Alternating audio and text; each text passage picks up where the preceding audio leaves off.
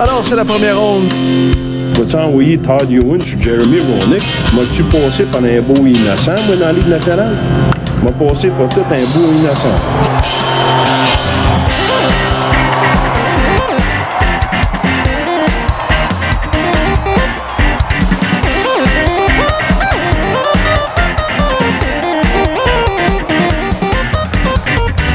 Bonsoir à vous, chers fans groupies ameutés que vous êtes. Bienvenue à ce 22e épisode d'un podcast nommé Les Chevaliers de la Première Ronde. On m'appelle Charlie Gonzo-Faneuf, puissance Ryan Reeves.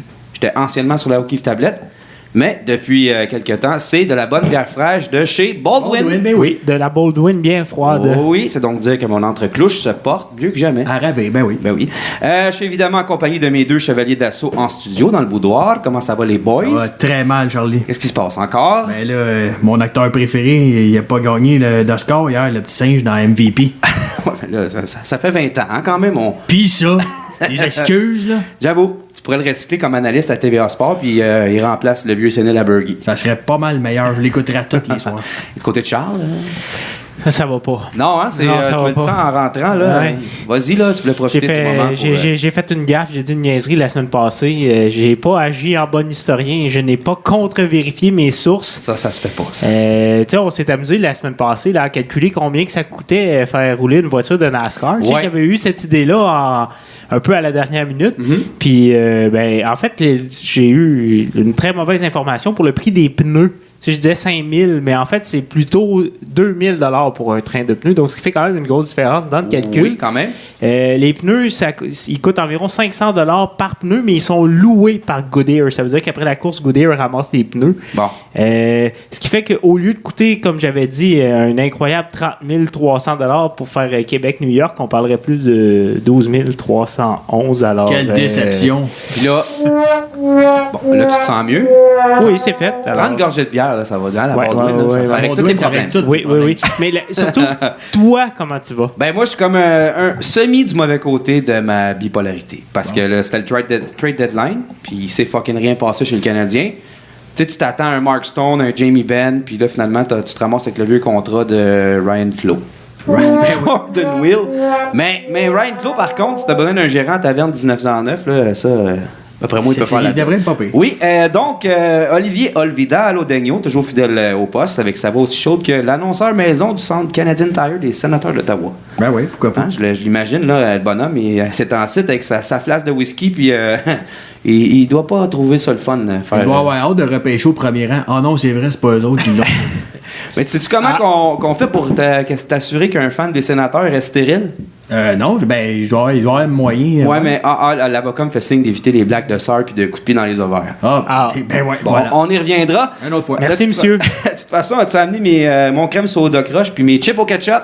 Ouais, il restait juste du soda mousse sélection zèle. Parce que j'ai vu Puis ça. des C'est chips vrai, no name. Je sais pas si on va avoir le même genre de profit, mais j'ai vu ça là, dans le sac de chips. Il y a un Ratchet de Longueuil qui a trouvé une façon bien particulière d'arrondir ses fins de mois. Il vend les boissons gazeuses, c'est comme il fait 100$ de plus chez les Américains. Il vend ça aux Américains. Oui, il vend ça aux Américains. Donc, je me suis dit, on Quelle pourrait bonne idée. utiliser les profits pour attaquer Apple qui refuse de publier notre podcast. Non, c'est des écœurants, puis ils vont le regretter un jour. Et on est backé à cette heure. On a des commanditaires à cette Et voilà ce qui nous amène au commanditaire officiel, Baldwin. Oui, c'est quoi déjà le slogan? Tu me l'as pas envoyé, Charlie? C'est changeons le monde, une caisse de 24 à la fois. Hey, c'était bien plus poétique que ça. C'est Ou refaire le monde avec plaisir. Oui, Ah, ben oui. une gorgée. On peut le faire en anglais aussi. Change the world with pleasure. Ça, c'est vendeur. On a également Charles Baldwin Hamel, anciennement Bussière Hamel, mais tu as changé ton nom pour Baldwin pour l'occasion. Bruiteur officiel du podcast, mais aussi capable de parler, c'est un must. Oh yeah! As-tu amené mon bruit de... Ben, j'essaie toujours de te surprendre, là. Mon bruit de Pierre Dorion qui appelle un comparse pour proposer un échange. Ah, l'alpaga. Ben, c'est à croire qu'il a été remplacé par un alpaga. Oui, ben ça ferait la job. J'accepte. Et nous avons également Julien Rancourt avec nous dans le boudoir. Merci d'être là. Salut les boys. Comment ça va? Ça va bien vous autres? Pas pire, pas pire.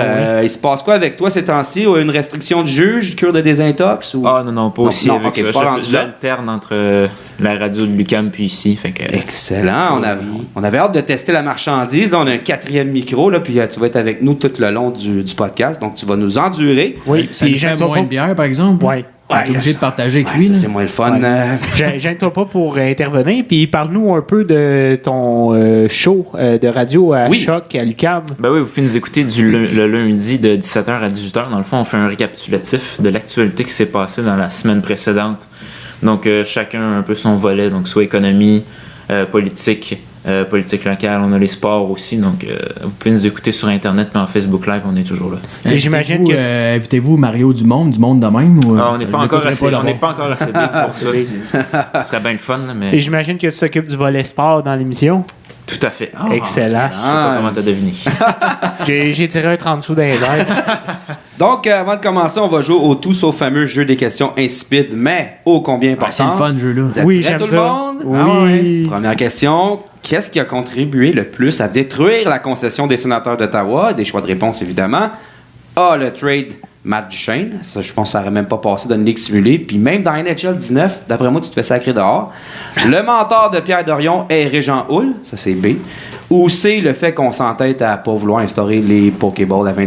Moi, je pense que c'est un must en 2019. Ben oui. Ou la dernière, la femme de Mike Hoffman. Parce que là, tu tombes là-dessus sur Tinder. Puis prochaine affaire, tu sais, tu fais les manchettes du sac de chips. Puis Lorena Bobbitt, je me souviens. Ton choix, Olivier. Moi, à part, mettons, repêcher des bons prospects comme Alexandre Daigle, puis aller chercher des Alexis Yashin, puis... Oui! Je sais pas, peut-être juste vivre dans la province qui élise Justin Trudeau au Parlement. Peut-être c'est juste ça. Il y a peut-être ça là-dedans aussi. Ils ont bien ce qu'ils méritent. J'avais l'impression que tu étais dans les apartistes pendant un instant. Oui. Ouais, hein? Ouais. Du côté de Charles? Moi, je dis Ottawa. Ben, c'est ça. Hein, on est C'est rendu- ça. La Ça résume. Ça résume. Bon, tu m'en Ottawa et Canada aussi. Ouais. C'est quoi l'idée d'aller s'installer à l'autre bout? Ah aussi? oui, dans le champ de patates, c'est assez nice. Hein? Oui. Tu sais, quand même, les Avec cartes un postales chemin sont... de patates pour se rendre. Chemin de patates pour se rendre, puis pas d'autres chemins. Quand même, les cartes postales sont moches, là. Ouais. Il y a un problème. Et du côté de Julien? Je vais aller pour les Pokéballs à 20$. Et voilà. ouais. Moi, là, je pense qu'on est Il rendu. y aller même 22$. Ouais, L'argent, c'est fonctionnel. Ben oui. OK, prochaine question. C'est le 42e anniversaire du film Slapshot aujourd'hui. On te couche, toi? Oui, je te le dis, j'ai lu ça dans mes notifications. Ben voyons. Moi, j'ai vu Et- ça dans le sac de chips. Sac de chips également, parce que c'est ma source de grandes nouvelles. Alors, selon vous, lequel des joueurs de l'équipe des Chiefs de Charleston, Marc Bergevin, aurait dû obtenir les services? Charleston, c'est une danse, ça Chris Charlestown. Charlestown, oui. oui, c'est vrai. Ben moi, avec là, j'apprends l'espagnol, l'anglais, Ok, tout ça, c'est je me mélange. Hein. Ah oui. Fait que A, Maurice, hein, parce que c'est toujours winner d'avoir un pervers sexuel dans une chambre. Ben oui. Là, on a fait le ménage, mais il faudrait s'en ramener un. B, Denis Lemieux, parce que jeune gardien de but, hein, on sait, une fracture de l'entreclouche, je peux mettre la saison de Gary Price en péril.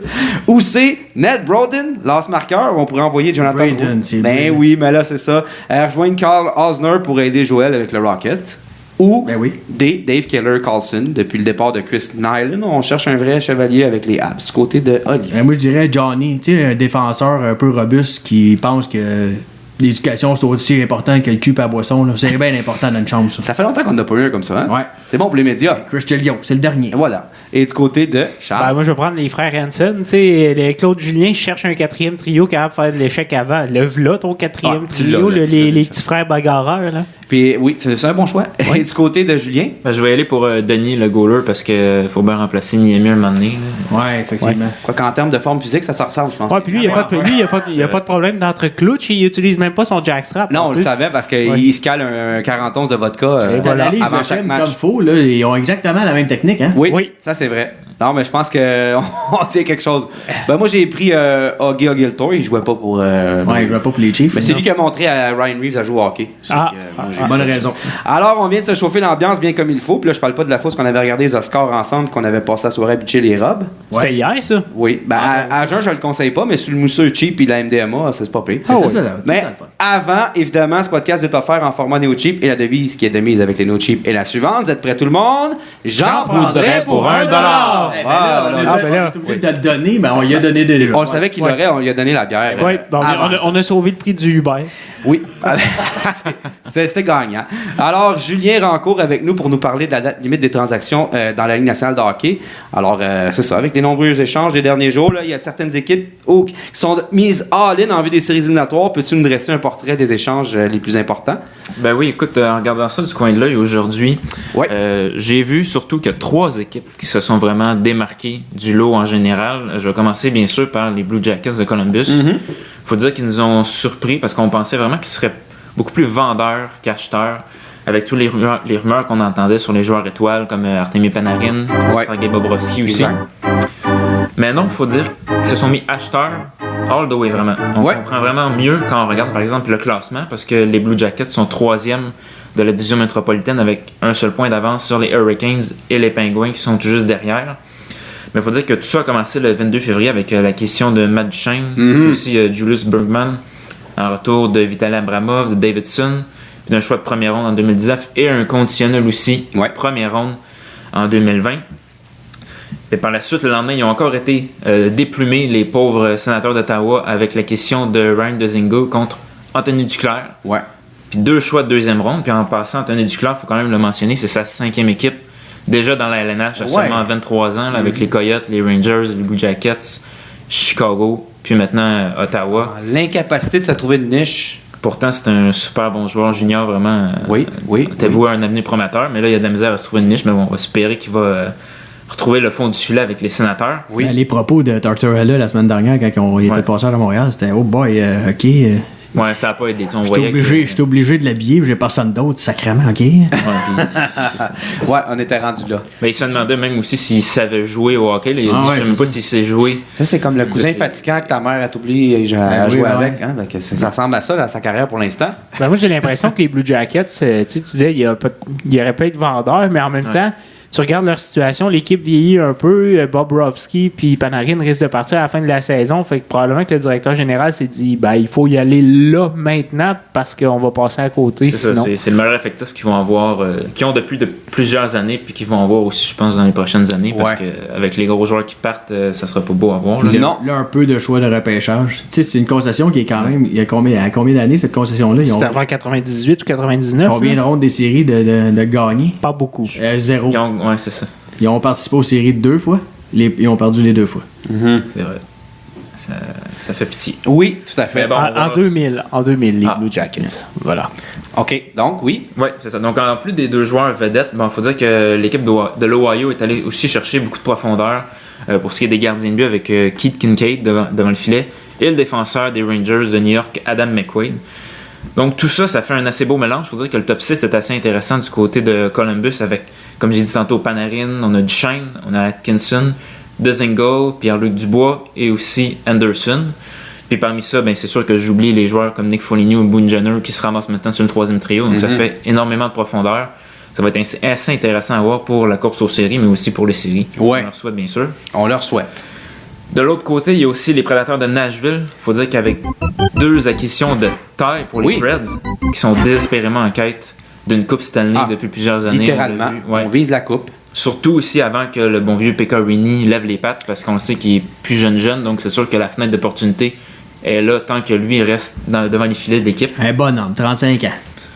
Ouais. Oui, quand même. Mais toujours... c'est encore jeune, 35 ans. Pour un gardien, c'est sûr qu'il reste... 36. Ça dépend de ta consommation de glycosamine. Tout à fait. Oui. Donc, en effet, David Paul a vraiment frappé fort aujourd'hui avec l'ajout de Michael Granlund du Wild du Minnesota contre Kevin Fiala et aussi de Wayne Simmons, l'élite puissance des Flyers de Philadelphie contre Ryan Hartman et un choix de 4e ronde en 2020. Donc, Granlund vient renforcer le quatuor de centre qui est déjà assez bien garni, il faut le dire, avec Ryan Johansson, maintenant Granlund sur le 2e trio. On a Carl Turris aussi qui vient d'Ottawa sur le 3e trio et Nick Bonino sur le 4e trio qui ajoute beaucoup de vitesse aussi. Donc ça, c'est assez intéressant. Mais t'en as parlé de cette transaction-là. J'aimerais ça juste faire la parenthèse par rapport à Minnesota. Granlund pour Fiala, je sais pas. Là. Moi aussi, j'ai vraiment été surpris aujourd'hui quand je la comprends juste pas. Là. Parce qu'il faut dire que Granlund, il était là depuis... Il a été repêché là, il a été développé là, puis c'est quand même un vétéran malgré son jeune âge. Un exemple de constance aussi, saison après saison. C'est quelqu'un sur qui tu veux tu sais, c'est peut-être pas ta superstar premier centre, mais tu lock-in pour une couple d'années, t'as comme 2e centre, je sais pas, là, je comprends pas. C'est peut-être le prochain, ça aurait été peut-être le prochain Mikko Koivu, un genre de joueur comme ça qui fait 50-60 points par année, mais qui est vraiment un leader de l'équipe. Surtout. Fiable défensivement, tu sais, je sais pas, je comprends pas la transaction, ils ont dit ça, ils vont chercher un jeune joueur, ok, mais... J'ai de la misère à comprendre. C'est vrai que c'est très peu payé. Là, faut dire que... Tu sais, s'il était 16e ou 15e dans l'Ouest, je le dis pas, là, mais ils sont 15e, ça va être difficile. Comment c'est pas mal dernier, ça. C'est ça. Ouais, ben non, mais c'est ça. Mais honnêtement, là, l'échange qui a été le plus bénéfique pour les Prédateurs, selon moi, ça va être Simmons. Parce que, ouais, c'est sûr. honnêtement, Ouais, ce gars-là, avec un regain de vie, c'est probablement le meilleur attaquant en termes qui va combiner intensité, robustesse Production. et talent offensif. Ouais. Puis là, ben, c'est sûr qu'il devait commencer cette année de jouer à Philadelphie. Je veux pas, ça juste ton moral. Il se passe, non, mais tu sais, il se passe pas grand-chose. Quand ça va bien à Philadelphie, c'est le fun. Exact. Mais quand ça va pas bien, c'est. Mais pourtant, c'est là, pas, ça va mieux à Philadelphie. Ça va mieux, Hart tu sais. est devant le filet. Oui, Vraiment, là, mais là, il va arriver dans un concept d'équipe. Là. Le gars, d'après moi, ça va être fumant, ces éliminatoires, ce gars-là. Là. Ah ouais, ben, à court terme, ça peut être une très bonne acquisition. Vraiment. il va jouer avec Forsberg sur la première ligne. Là, ça va être quand même quelque chose. Le joueur que j'aurais été prêt à surpayer juste pour m'assurer de passer une ronde ou deux. Là, Ouais. ben, là les Prédateurs, ils visent plus, là, c'est sûr. Non, eux autres, ils visent la coupe. Ils n'ont c'est pas le sûr, choix. exactement. Donc, avec toutes ces ces deux additions-là pour les Prédateurs, on prévoit vraiment une lutte assez serrée et assez excitante dans l'Ouest avec les Jets, les Prédateurs, les Flames. Il ne faut pas l'oublier quand même.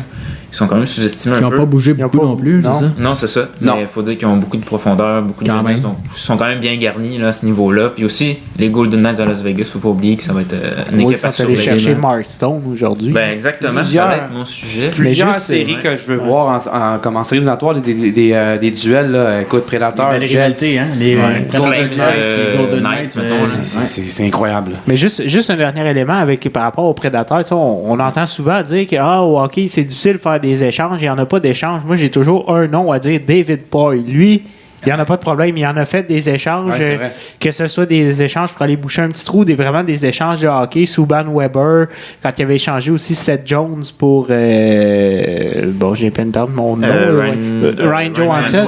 Oui, c'est ça. Donc, tu sais, il n'a pas peur de bouger. Puis, C'est vrai que Aller chercher Forsberg pour Matter Narat. ouais, c'est ça, exactement. Les gars. Ouais, ça, c'est un vrai vol, mais c'est ça. Il a fait des échanges, mais il n'a jamais été perdant vraiment dans Non, ses récents exact, échanges. c'est ça. Comme souvent, tu sais, on parle des directeurs généraux qui font des. Mais dans le sens aussi, tu sais, il en fait des échanges, il ne gêne C'est pas. ça, pour en réussir, il faut que tu en fasses. Tu sais, ceux qui ça. en font jamais, ils en perdent pas. Tu sais, Non. C'est ça. Sauf qu'ils en gagnent pas non plus. Non. Exact. Ben voyons donc. Toujours. Ça te tente d'utiliser ton expression, on va l'autre coucher. J'ai copyright là-dessus. OK, je vais donner 5 piastres à Ouais, quelque ça, chose. ouais. Donc, oui, Julien, pour Ben, c'est ça, là, je parlais des Golden Knights de Las Vegas, justement, en parlant d'eux. Ils sont demeurés silencieux quand même longtemps avant de frapper un grand coup aujourd'hui avec l'ajout du plus gros nom, il faut dire, de cette date limite des transactions 2019, soit Mark Stone. Mais malgré, justement, tu parles de Chiching, malgré les rumeurs, le prix. Un double Chiching pour apporter, s'il vous plaît. Le prix payé pour Mark Stone pour ses services n'était pas si élevé que ça. J'ai quand même été assez surpris. On parle d'un choix de deuxième ronde, d'un joueur de soutien en Oscar Lindbergh et un espoir quand même de premier plan en Erik Brandstrom. Il faut dire que l'échange qui aurait pu être quand même faisable par plusieurs équipes avoir su le prix en avance, comme par exemple le Canadien, ça aurait pu être un choix de deuxième ronde, une occasion d'enfin se débarrasser du très talentueux Artturi Lehkonen. Oui. Et d'un espoir de premier plan, mettons Ryan Peeling ou un Nick Suzuki, qui aurait pu faire l'affaire. Donc ça aurait été quand même une addition intéressante. Puis là, tu t'assurais d'un marqueur de 30 buts. Régulier, quand même assez jeune. Là, il n'y a pas 58-60 points présentement, Mark Stone. Ouais, à peu près c'est plus qu'un point par match. Ouais, c'est ça. Sauf que, encore une fois, tout ce prix-là à payer, il manque le prix aussi du salaire qu'il a été allé chercher. Ça, c'est sûr que c'est quand même quelque Puis chose. à Las Vegas, il n'y a pas d'impôt.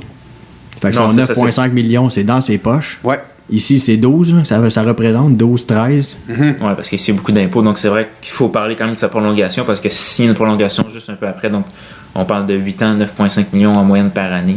Un beau contrat. C'est 62 points en 59 matchs pour Mark Stone et 311 points en 366 matchs en carrière. Très constant. Quand même pas pire pour un choix de 6e ronde. Puis c'est un joueur qui a quand même encore beaucoup d'années devant lui, là, comme juste 26 ans. Donc, il arrive dans son prime. Ça va être assez intéressant pour Vegas, qui est quand même des joueurs. Ben, Vegas sont en train de faire ce qu'on pensait qu'ils feraient. Là. Je veux dire, ils vont échanger leurs outils pour aller chercher une équipe qui va aspirer à la Coupe Stanley. Pour les 4-5 prochaines années. Exact. C'est ça. C'est un grand gage de succès. Tant que le Fleury va être là Tant un que peu. Fleury va être là, exactement. Ouais. OK, oui. Donc, c'est ça. Puis, bon, eux aussi, ça fait un top 6 qui est vraiment pas piqué des verres, qui est assez intéressant. Mais il faut dire qu'il n'y a rien d'acquis non plus pour les Golden Knights, parce qu'ils sont 3e dans la Pacifique à seulement 2 points des Stars, qui sont un peu en dessous d'eux, mais quand même à 13 points des Sharks, qui sont 2e dans la Pacifique. Donc, ils sont quasiment. Sauter à loin les Sharks. C'est sûr qu'ils vont rester 3e, donc ils peuvent juste baisser. Donc, c'est pour ça qu'il faut absolument renforcer l'effectif pour être sûr de rester justement dans le top 3. On parle d'un top 6 composé de Marchessault, Carlson, maintenant Stone, Pacioretty, Stachny et Tuch. Mhm. Donc c'est assez dynamique, assez puissant. C'est quand même des gros bonhommes, il faut dire. Stone, La Pacioretty. suspension de Schmidt a été comme assez... ça a été difficile en début de saison. Oui. Depuis qu'il est revenu, l'équipe va beaucoup mieux. Mais ça a été difficile en début de saison. Ça fait moins, là. Ça, c'est une autre histoire.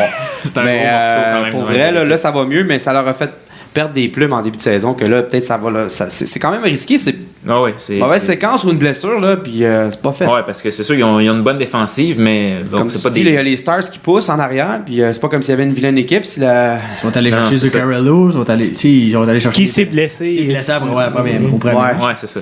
Mais c'est quand même une équipe pas vilaine qu'il faut faire Effectivement. attention. Faut pas les Ouais. sous-estimer. là. Non, c'est sûr que non. Ouais. Donc c'est ça. Bon, Vegas, c'est sûr qu'avec cette acquisition-là, on voit que vraiment ils veulent venger leur échec de l'année dernière en finale, puis eux autres aussi. On vise pas moins que la finale de la Coupe cette année, même la Coupe.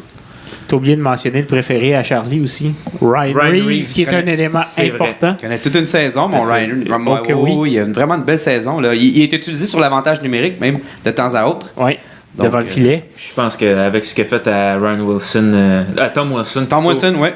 plutôt dans la saison, je pense qu'il est dans les bonnes grâces de plusieurs personnes maintenant. Oui, tout à dans la fait. ligue. C'est une équipe, je regardais les joueurs, là, c'est une équipe assez grosse, la Vegas. Vegas, ouais. Le seul joueur sous les 6 pieds, c'est Marchessault. Marchessault, c'est ça. Les autres sont Il y a de tous... l'intensité, là. Ouais. Ah ouais, c'est Ouais, sûr. puis de toute façon, quand t'as tous les autres attaquants au-dessus de 6 pieds, quand même, t'en as un à 5 pieds 9, c'est pas trop Pas- grave. les gars sont là pour te protéger. C'est Fais ton brave quand t'as Ryan Reeves en arrière. là. Oui, c'est fait- ça. Pas de problème.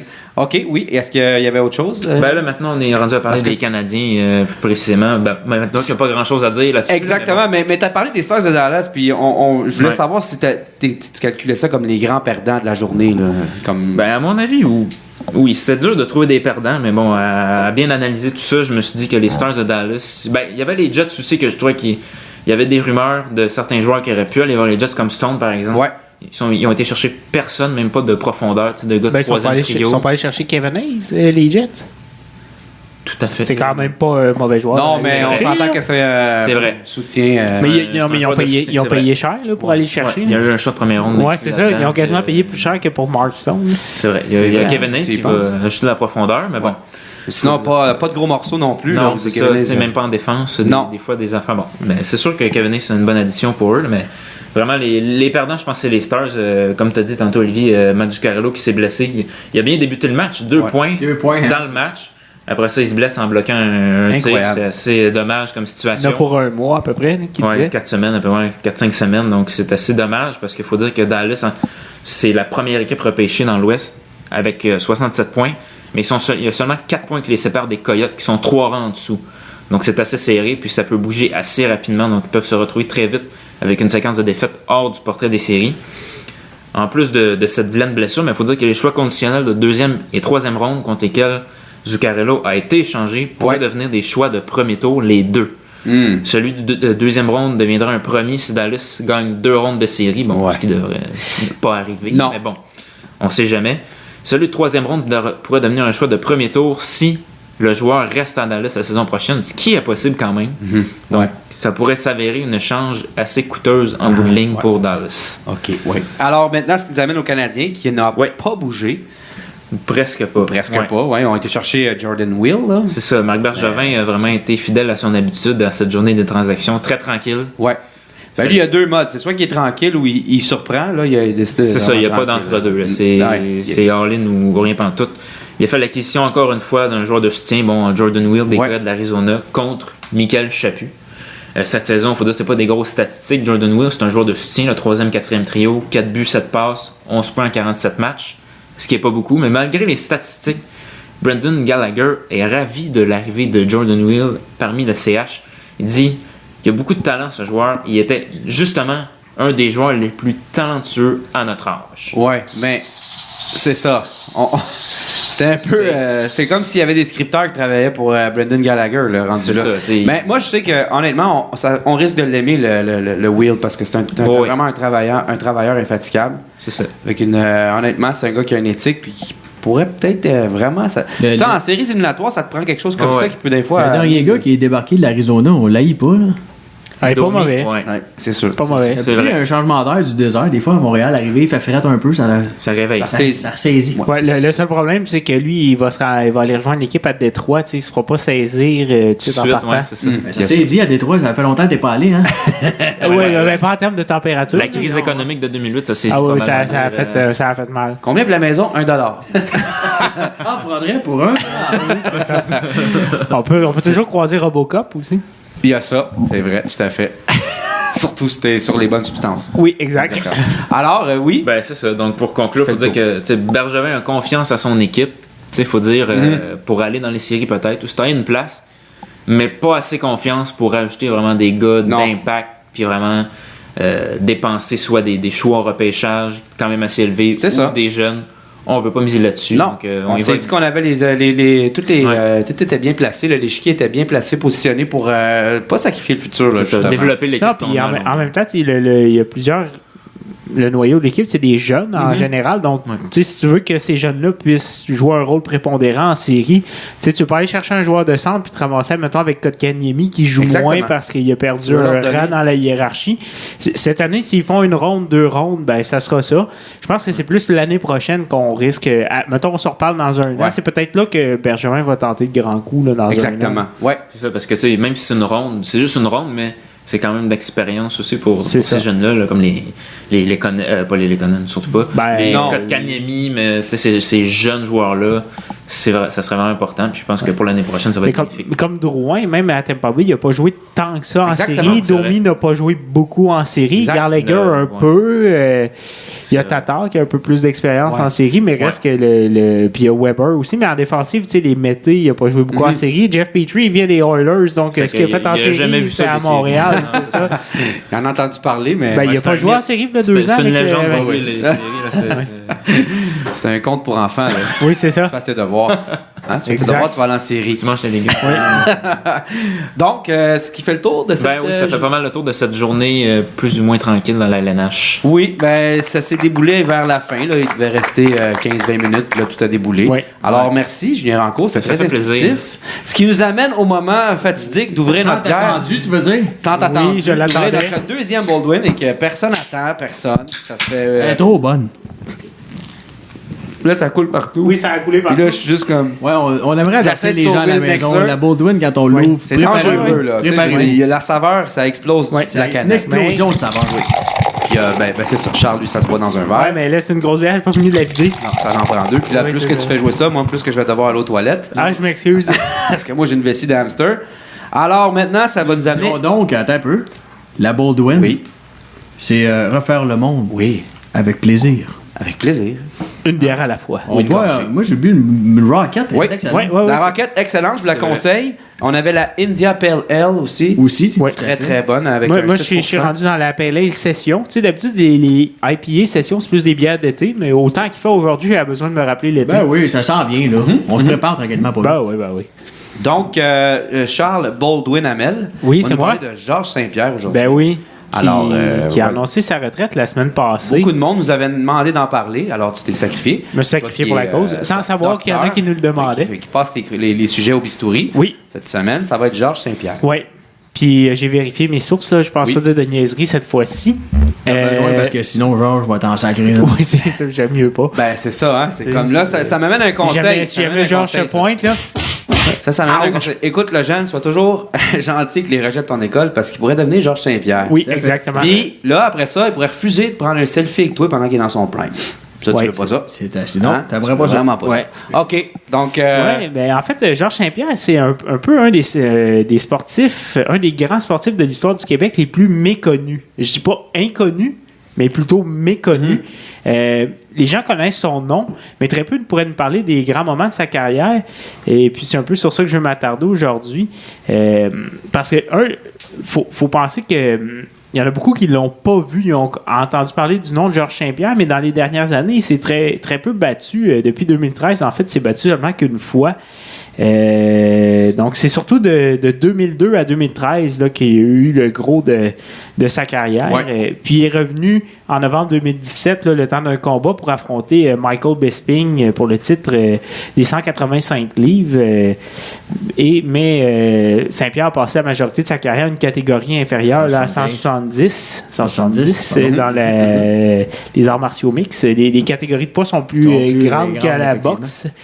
Et d'ailleurs, le passage à 185 livres avait été très difficile pour GSP qui avait dû souffler d'une bonne dizaine de livres là, pour affronter Bisping. Il aurait pu prendre la diète Big Mac, poutine, extra bacon, mais c'est pas l'idéal quand tu veux les performances sportives. Non, pas du tout. Ça m'étonnerait qu'il soit là-dessus. Et en plus, après le combat, on avait entendu parler qu'il souffrait aussi d'une ulcère à l'estomac qui lui rendait la digestion difficile. Donc, ça avait été particulièrement ardu de se préparer pour ce combat-là.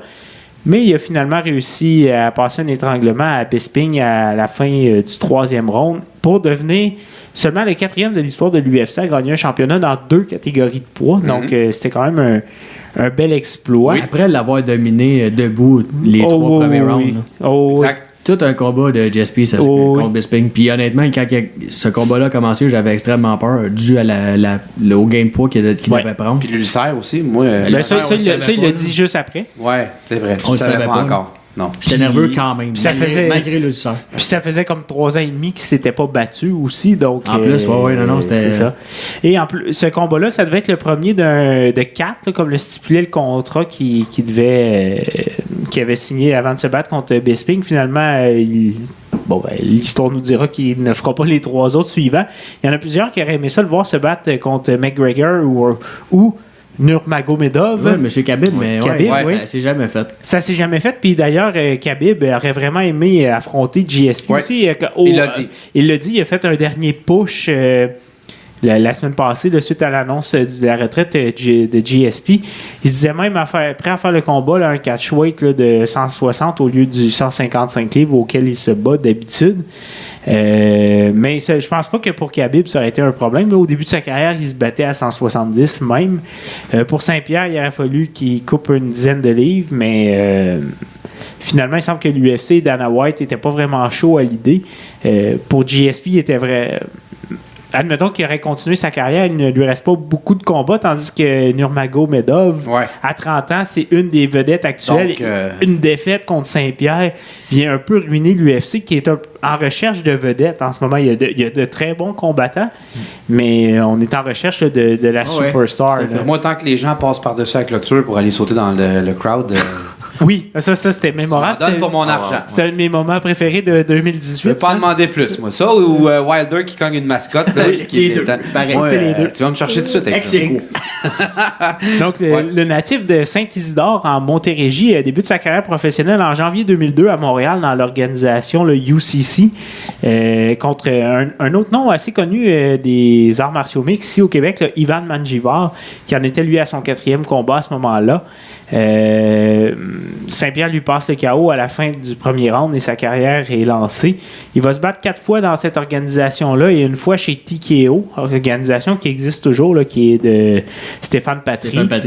Qui est aussi agent de combattant, là, qui a aidé beaucoup de Québécois là, à monter dans les arts martiaux mixtes.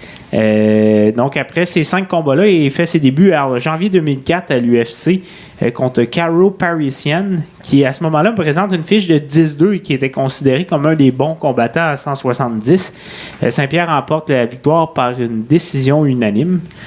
Dès son 3e combat à l'UFC, il obtient une chance au titre des 170 livres en affrontant Matt Hughes, qui représente un très grand défi pour un jeune Georges Saint-Pierre à ce moment-là. Ça va d'ailleurs devenir une des grandes rivalités de la carrière de Saint-Pierre, les affrontements contre Matt Hughes.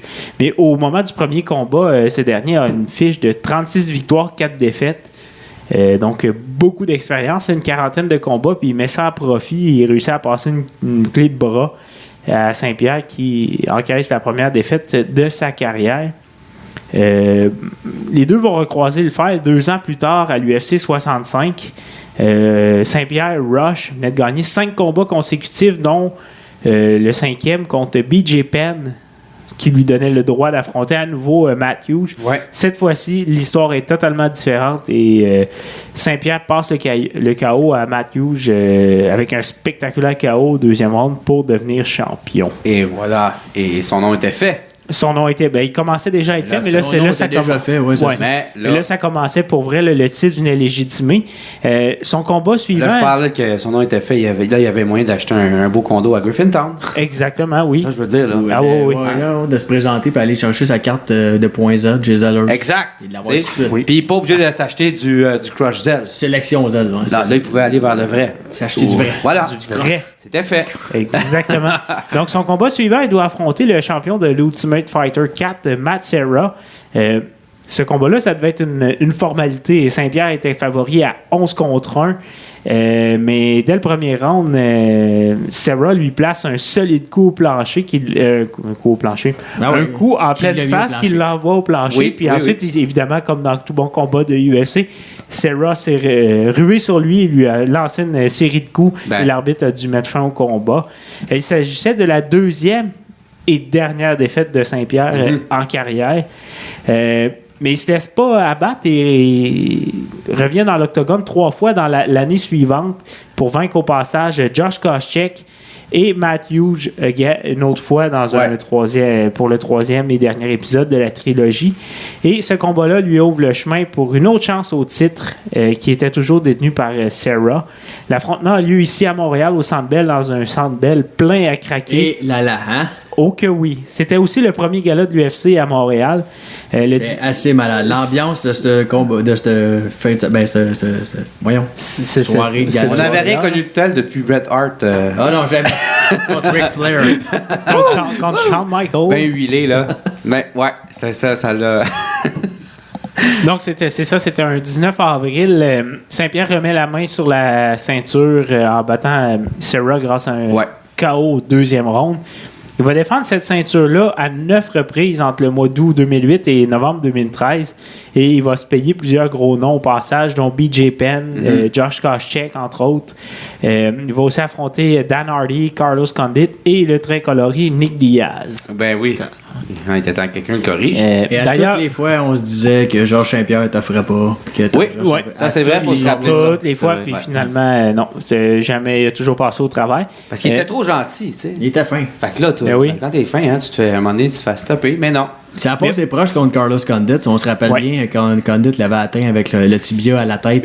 C'était passé très près. Oui, je vais justement en parler un petit peu plus loin. Mais non, c'est correct. Spoiler alerte. Mais juste pour dire, justement, avant par rapport dans cette longue série-là, il y a eu quand même un break de 18 mois de Saint-Pierre là, qui devait affronter Nick Diaz à l'UFC 143 en février, mais une grave blessure au genou oblige à se retirer. C'est justement Carlos Condit qui avait remplacé Saint-Pierre contre Diaz pour un match de championnat intérimaire. Et comme à ce moment-là, Saint-Pierre est la grande vedette du UFC, on le dépouille pas de son titre, mais plutôt que quand il va revenir, il va devoir affronter celui qui va avoir la ceinture de champion intérimaire au moment de son retour. Et le retour s'effectue en novembre 2012, justement contre Carlos Condit, qui était détenteur du titre. Ça a été un combat spectaculaire remporté par décision par GSP. Mais il l'a échappé belle parce qu'au troisième round, justement, comme tu disais, il a reçu tout un coup de pied. Puis ensuite, comme un bon boxeur, il a survécu en accrochant et tout ça. Ça a été tough. Oui, mais c'est ça. Ça a été quand même nommé le combat de la soirée. Puis ça, c'est un honneur qui vient avec un petit chèque de 70 000 pour chaque combattant. Bon. En plus de la bourse déjà prévue. Oui. Ça en fait des 2 litres de sélection aux ailes. Hein? Ça, là? Oui, à 50 cents chaque. 59 cents, c'est ça. On peut dire à peu près 35 000 2 litres. C'est bon. Ça fait quand même 70 000 litres de croche zèle. Tu peux mourir heureux après ça. Ah, que oui. Quand tu t'entraînes, d'une overdose. soif, hein? Oui, une overdose de sucre aussi. Aspartame, puis il y a bien Non, les c'est du diète. Il n'y avait pas de sucre là-dedans. Oui, c'est vrai. Mais là, ça coûte rien. Ça coûte rien, là. Conseil nutrition inclus. Si tu veux du zèle diète, là, il y a quelque chose... Il te manque quelque chose dans ta vie. Oui. Bon. Oui, donc, qui arriva? Ce qui arriva, c'est que la fameuse bagarre contre Nate Diaz est finalement organisée en mars 2013 Ça aura lieu, encore une fois, au Centre Bell, ici à Montréal. Et comme Diaz est reconnu comme un excellent boxeur, un combattant qui aime se battre debout, ben Saint-Pierre, au lieu de miser sur plus les aspects de lutte, jiu-jitsu, technique d'entreclouche, qui est sa force, il décide d'aller jouer sur le terrain de son adversaire, puis il engage Stéphane Larouche comme entraîneur. Et il va faire beaucoup de sparring aussi avec Lucian Boutet pour se préparer à ce combat-là. Puis on se rappelle aussi, en 2013, Lucian Boutet est au sommet de sa carrière. Ouais. Là, c'est là qui est vraiment là, qui domine la catégorie des 168 livres. Et le Québécois fait plaisir aux fans d'entasser au Centre Bell. Diaz a joué un peu au punching bag, a été victime de justement des entreclouchages et Saint-Pierre gagne 50-45 sur les 3 cartes, donc décision totalement unanime. Et les deux s'étaient beaucoup insultés avant le combat. Il y avait eu beaucoup de guerre de mots. Oui, ça avait été. Mais Diaz, il n'est pas bien bon là-dedans. Non, c'est vraiment pas son style. Puis pas du tout. Mais à la fin du combat, les deux se sont montrés beaucoup de respect. Et d'ailleurs, quand Saint-Pierre s'est retiré la semaine passée, un des premiers à sauter sur Twitter et féliciter Georges de sa retraite et pour sa carrière a été Nate Diaz. Ça nous amène 8 mois plus tard à l'UFC 167 en novembre 2013 à Las Vegas. Saint-Pierre affronte l'aspirant obligatoire qui est Johnny Hendricks à ce moment-là. Lui avait obtenu le droit de se battre contre Saint-Pierre en battant Carlos Condit en sous-carte du combat de Saint-Pierre contre Diaz. Et pour ceux qui se rappellent la fin du combat, Saint-Pierre était passablement magané à la fin. Plusieurs personnes qui avaient crié au scandale après ce combat parce qu'effectivement, il avait mangé quelques bons coups. Il avait mangé quelques bons coups et du côté d'Hendricks, sans dire qu'il avait l'air frais comme une rose, il avait pas l'air trop magané de ce combat-là. D'ailleurs, l'annonce de la décision d'une victoire partagée pour Saint-Pierre avait créé un peu un certain émoi dans la foule et au sein des analystes qui voyaient tous Hendricks comme gagnant. Et même dans l'octogone, quand il a parlé à Joe Rogan après le combat, il disait qu'il allait prendre un peu de temps off des arts martiaux mixtes. Puis il va même abandonner le titre un mois plus tard. Il n'y avait pas vraiment d'objectif de retour, mais quand même, il poursuivait l'entraînement et il se blesse sérieusement au genou, encore une fois, en mars 2014. Et il se déchire le ligament croisant antérieur. Donc ça l'a probablement freiné son retour probable. Ouais. Mais quand même, il était quand même resté impliqué dans le monde des arts martiaux mixtes parce qu'en 2015, il avait servi de partenaire d'entraînement au Canadien Rory McDonald pour son combat face à Robbie Lawler. Puis bon, ben là, ça nous amène à ce que je mentionnais au début. Il va effectuer un retour en novembre 2017 contre Bisping qui l'a battu. Et voilà. Donc, moi, ce qui m'a marqué de Georges Saint-Pierre, c'est que c'est sa volonté de toujours s'améliorer et travailler avec les meilleurs.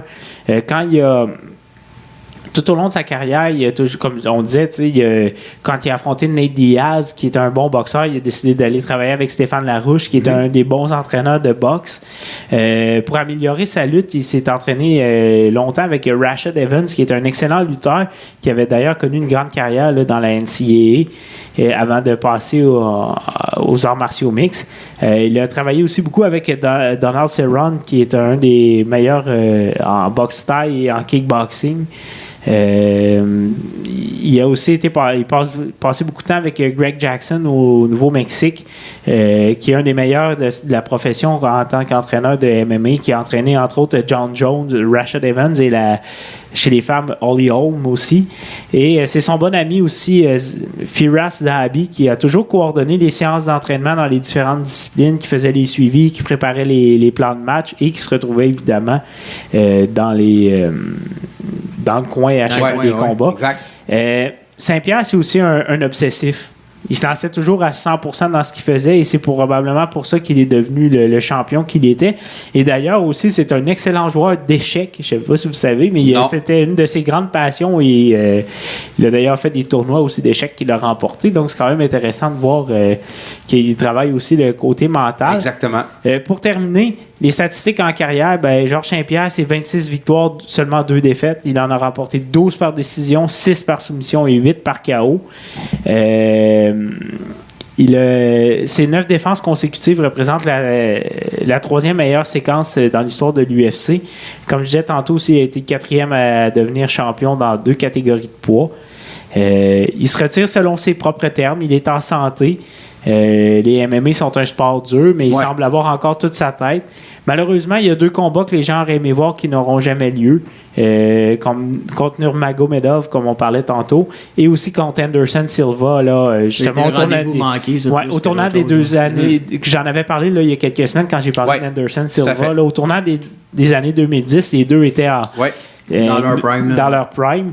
Puis pour terminer sur une note plus funny, ou si on se rappelle, vous avez sûrement déjà entendu aussi Saint-Pierre en parlant en anglais, un accent très, très québécois. Et moi, ce qui m'a toujours marqué, c'est justement en conférence de presse avant le combat contre Nate Diaz, quand il avait dit « Are you crazy? Are you crazy in your head? » qui lui avait lancé ça à Nate Diaz. Ben, je me suis dit « Coudon, il n'y a pas juste moi qui ai un accent très québécois en anglais. » Alors, merci Georges, bravo pour cette belle carrière. Ouais, c'est très, très, très instructif, encore une fois, de ta part. Et un hommage à Georges Saint-Pierre. Donc, Georges, le gym 3-Star, il est à quelques minutes à pied de la pharmacie où j'ai travaillé pendant 5 ans. Puis Georges passait régulièrement à la pharmacie chercher de la glucosamine. Non, mais il venait magasiner pour il venait à la pharmacie pour chez... L'analgésique tout le kit. Tout le kit. Puis je voulais juste le mentionner parce que on l'a entendu beaucoup, mais c'était vraiment un chic type. Là. Ben oui. La plupart des jeunes avec qui je travaillais étaient bien impressionnés de le voir, mais il s'arrêtait tout le temps à prendre des photos avec eux. Un autographe, tu voyais que les gens l'arrêtaient pour un autographe, il arrêtait, il prenait son temps, puis c'était vraiment un chic bonhomme. Là. Oh, mais c'est quelqu'un qu'on pourrait considérer comme un monsieur, madame, tout le monde. Il a juste été un grand champion de MMA. Mais il avait l'air d'un gars d'agréable compagnie. Il avait pas l'air, il aurait pu se prendre pour quelqu'un d'autre. Mais loin de là. Donc, ce qui nous amène à cette chronique de Olivier Daigneault. Ah, pour faire une chronique? Oui, apparemment, on t'en a préparé une. Je sais pas si t'as pris Attends, j'ai des notes, je pense. T'as des notes? Moi, j'ai de la musique. Ben, yes! Notre fameux thème de boxe. Ah non, je pensais faire une chronique de... Course à pied. Non, pas cette semaine. Natation en chaise roulante. Pas cette semaine. Yes, on veut des claques à gueule. On n'a pas le temps, il reste 3 minutes. OK, mais là... Non, prends ton temps. On coupera ailleurs. Il y avait plusieurs combats en fin de semaine, dont il y en avait un qui était un petit particulièrement intéressant, Dillian Carmen, le prochain adversaire, le tombeur de Simon Keane, on s'en rappellera. Exact. Il se battait en Russie en fin de semaine. Et je sais pas si vous avez vu les faits saillants du combat, ça dure 1 minute et quart. On a mangé une sincère. Oui, tu sais, ça ressemblait à ça. Ah oui, hein? Non, voilà. OK, non. C'est plutôt une couple de fois, là, puis... Et voilà, là, c'est fini. Il a joué au punching bag un peu. Ouais, ça a été un assez... C'est fait assommer. Oh oui. On peut dire ça comme ça. Fait que là, ça va être le fun de voir un gars qui s'est fait assommer au premier round contre... En tout cas, fait que là, le combat perd-tu de sa saveur un peu, hein? Légèrement. Le gros méchant d'Elin Carmen, disons, il avait l'air pas mal moins... Puis il avait l'air du gros mollasson. Un peu. Pas tant que ça, là. J'aurais pas dit ça dans sa face. Non, non. Non, je me serais gardé une petite gêne. C'est quand même pas... quand même pas un tout de pique, là. Non, c'est quand même champion canadien. Quand même. Oui. Il y avait aussi un autre poids lourd qui se battait, un autre ancien champion du monde. C'est Berman Steven qui se battait à Londres en fin de semaine. Oui. Je pense que c'est la fin de lui. Ben là, on peut dire que oui, là. Il a quand même toffé pas mal plus longtemps que Dylan Carmen et qu'il a quand même s'est rendu au 6e round avant que l'arbitre dise OK, c'est assez. Il se battait en sous-carte de Chris Eubank puis James DeGale qui se battait en fin de semaine à Londres. Puis c'est ça, il est allé se battre. Il a décidé d'aller du haut de ses 360 livres. Je sais pas combien il pesait, ça avait pas de sens. J'ai jamais vu un groupe en forme de même. Là. C'est... plus ça va, plus il souffle, lui. Joey Jones, ça en a fait qu'une bouchée. Là, c'était comme une séance de sparring avec un gars que j'avais tenté pas. Là. Ouais, avec un punching bag. Un gars qui est venu, qui a été un chèque. Ça ressemblait à ça. Hein? La ride d'avion pour aller à Londres, pour aller. Ben, c'est le fun d'être à Londres. C'est une belle place à visiter. Il a pas l'air d'avoir eu si mal il est capable d'encaisser. Ben, non, mais quand on est épais de même, ça fait pas trop mal. C'est peut-être juste l'orgueil qui en a pris un coup. Ben, c'est ça. Puis là encore, après ça a été fait. Parce que ces 2 dernières défaites, c'était pas du joli. Là. Non. on se rappellera, j'ai déjà parlé de la violence du combat contre Deontay Wilder. Oui, ça m'a marqué, là. En fait, à ce moment-là, Berman Steven avait joué un peu le rôle de la mascotte contre Wilder. C'était atroce. Sérieusement, à revoir, c'est sur YouTube, vous irez checker. Berman Steven, Deontay Wilder 2. Parce qu'il s'était battu la première fois où il avait tenu son bout. Ouais. Pas la deuxième fois. Il a pas tenu son bout. Non, la deuxième fois, il a tenu. il a perdu des bouts. Il a à peine tenu debout. Okay, c'est presque ça. Ouais. Grosse nouvelle pour Eye of the Tiger Management cette semaine. On a annoncé la mise sous contrat, un partenariat, si on peut dire, avec Golden Boy Promotion de Oscar de la Riva. Et alors, de la Hoya. Oui, de la Riva, oui, mais c'est pas grave. Mon espagnol n'est pas tout à fait appris.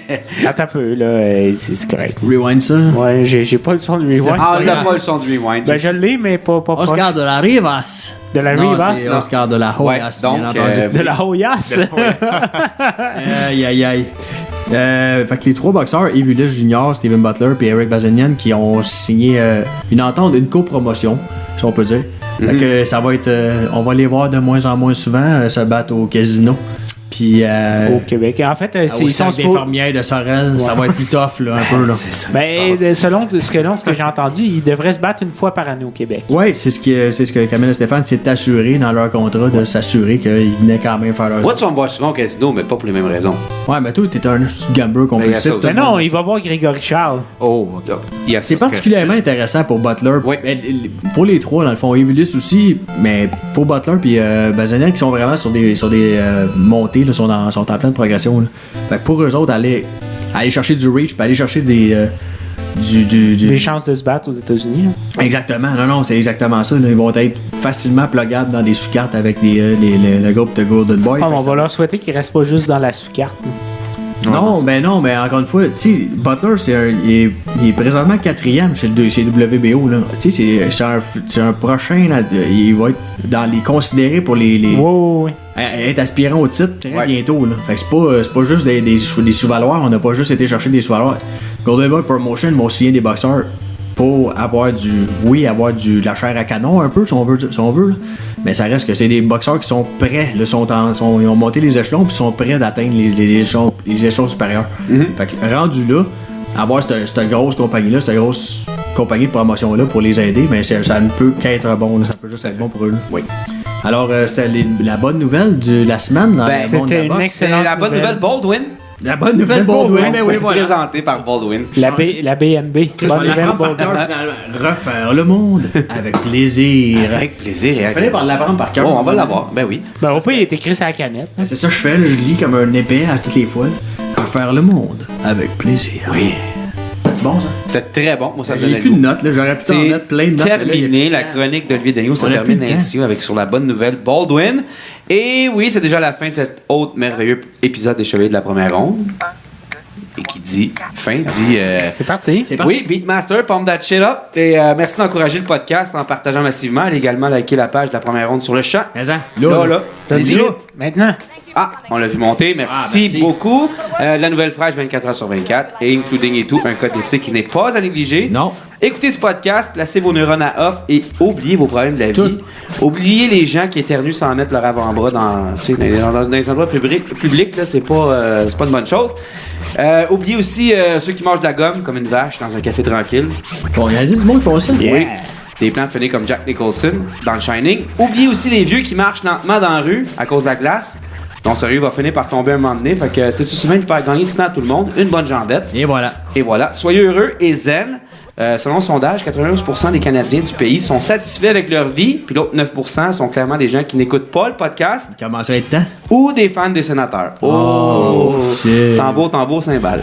Elle est bonne. Alors, merci à Julien Rancourt.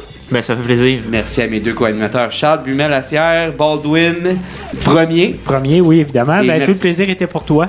Comme d'habitude. Merci Olivier Daigneault. Ça fait plaisir. Puis si jamais on est trop sous parce que la Baldwin rentre bien, on va tous dormir en cuillère. Dans la chambre d'Atacola, c'est parti. Merci à nos 94 auditeurs. On va en nommer quelques-uns. On aime ça faire du name dropping. On en a stalké quelques-uns sur Facebook. Fait que si vous pouvez mettre votre Facebook public, ça serait bien apprécié. Ouais, on aime ça quand on aime ça connaître les gens qui nous écoutent. On a Émilie Gasoline Boyer qui allume des feux partout où elle passe. Une grande fan du podcast de Georges Saint-Pierre et de boxe. beaucoup de connaissances dans le monde de la boxe. On va peut-être l'inviter au podcast. Je l'aime déjà. Quand je vais prendre un break, par exemple, là. Il y a ça. Ouais, on veut pour l'instant, veut pas passer pour une gang d'ingrats, pas ingrats, d'ignares. Ouais, parce que pour l'instant, ta consommation de bière gratuite est en péril. On va Ouais, se le dire. exactement. Alors, on a Stéphane Plouffe, qui travaille en distribution alimentaire. Ouais. Mais regardez ses photos de profil, on se rend compte qu'il est pas photographe. Non, Si tu nous écoutes, là, recadre tes on photos. recorde, puis on Et, fait attention au focus. le zoom, s'il est pas bon, on la reprend. On reprend. C'est On pas grave, bouge ça pas. coûte rien, là. À moins que tu aies le Parkinson. Là, demande à ton fils de la prendre. C'est aussi Martin Lorrain. Au pire, mais là, c'est un trépied. Ça achète 8,95 chez Amazon. Et voilà. Martin Lorrain, un amateur de hockey comme on l'aime, il partage du absolument shit fan. Et des gags de hockey. Dégueulasse. Des gags de hockey assez savoureux. Ouais, ben oui, il y en a des tonnes et des. Ouais, On a aimé ça nous a vraiment fait. on a ri, on a s'est ri. bidonné. Ouais, vraiment. Et il joue à Pro Démo ici. Un pro démo, c'est un beau jeu, ça. Quand, On tu, a- quand tu veux être érudit de la langue. Là. Oui, on a Louis Marquette, jeune homme qui joue au hockey, on le salue. Salut, Louis. C'est vraiment continue ta carrière. Ben, tout à fait. Et on a également Ryan Reeves et Brittany Larson. Bien sûr. Hi, Brittany. Brittany. How are you? How are you? Donc, n'oubliez pas d'écouter ce podcast avec une bonne tisane au crack! Pump that shit up!